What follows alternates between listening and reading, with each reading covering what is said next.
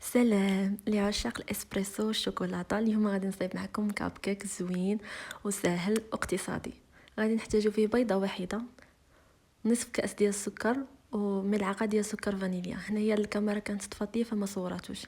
كنطربوهم مزيان حتى كيتبدل اللون ديالو بحال هكا. غادي نضيف عليه نصف كاس ديال الزيت النباتيه ونطربوه مزيان. في هذا الاثناء كنبغي نشكر الناس اللي كيشتركوا وكيديروا ليا لايك وكيخليو تعاليق، شكرا لكم بزاف. غادي نديرو كاس ديال الحليب، نقدروا نديرو نصف كاس ديال الحليب ونصف كاس ديال الماء. غادي نضربوه ولكن ماشي بزاف، هي في هذا الشيء اللي بحال اللي في الفيديو وصافي باش ما يهبطش لينا البيض. غادي نضيفو 3 ديال الكؤوس ديال الدقيق الابيض منخولين،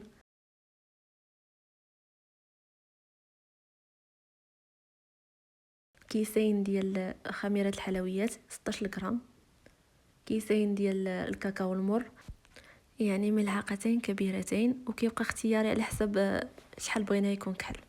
قبصه ديال الملحه، وغادي نخلطوهم ولكن ماشي بزربه، انا هنا راه شويه مسرعه الفيديو، هي بشويه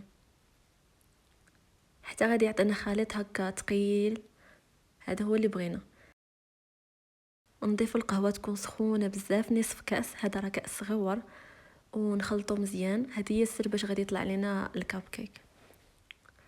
غادي نخلطو مزيان مزيان حتى يولي بحال هكا كيما في الفيديو. في هذا الاثناء معنا نخلطو الكيك، كنتمنى ناخذو حسنه مع بعضياتنا ونصليو على الرسول صلى الله عليه وسلم، صلى الله عليه وعلى اله وصحبه وسلم.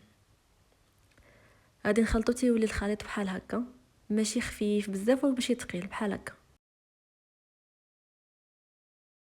غادي نديروه في المول.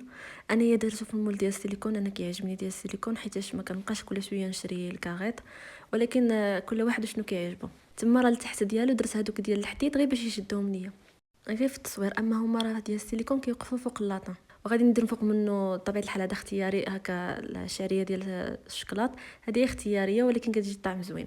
تقدروا ديروا الوسط شوكولاته الدهن، انا بغيت نديرها هكا سامبل باش تجي اقتصاديه. هنايا هو يلا خرجتهم من الفران. غادي ندخلو على فران يكون مسخن، انا درته على 180 درجه مشعل من الفوق ومن التحت لمده 15 دقائق تقريبا، ولكن كل فرن كيختلف. من بعد 10 دقائق قلبوهم هكا بموس ولا بشي حاجه باش تشوفوا واش طاب. هنايا من بعد ما بردوا كيجيو زوينين بزاف وكيعطيو 12 حبه. هي بيضه واحده ونصف كاس ديال الزيت. كنتمنى تجربوهم ويعجبوكم وشكرا.